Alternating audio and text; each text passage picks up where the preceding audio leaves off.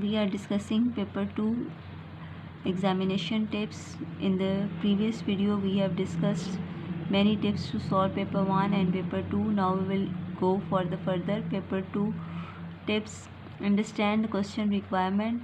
Analyze the keywords. These are several types of keywords to look for in the O-level chemistry paper. These are called directed words. They give you direction how to solve the paper. Look at these directed words. The questions which begin with word define, state, describe, explain or outline. These will test your factual knowledge and understanding, and these require students to recall and explain specific concept.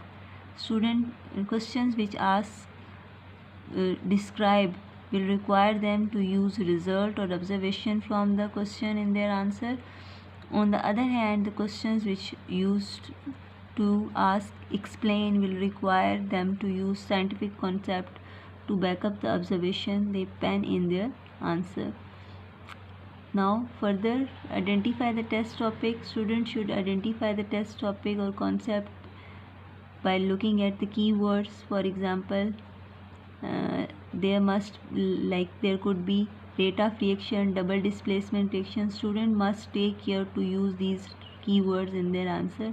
Detect extended question. In case of question which are split into parts, student must ensure that their answer for the subsequent part are consistent with earlier part. Some knowledge phrases students may look out to identify questions or you use your answer from, or based on your previous observation give this answer. Now bonus tip for paper 2, this is use of 3 cons method. What is 3 cons method? That is use of context, concept and conclusion. It is systematic approach that helps students to provide accurate and coherent answer. In the context, consider and mention the parameters and given information from the questions. In the concept, deploy appropriate concept to explain that question.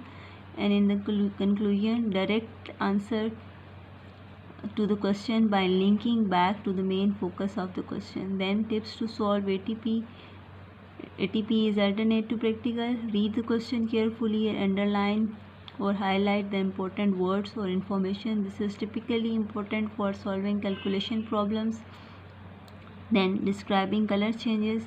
Read question again and again, especially in case of indicator, so that what is the indicator being added, because indicators have different color in acid or basic medium. While describing the observation, use the typical terms like the word dissolve, react, vigorously react, color changes or color fades away, precipitates form or beaker heats up. Don't just give theoretical answer.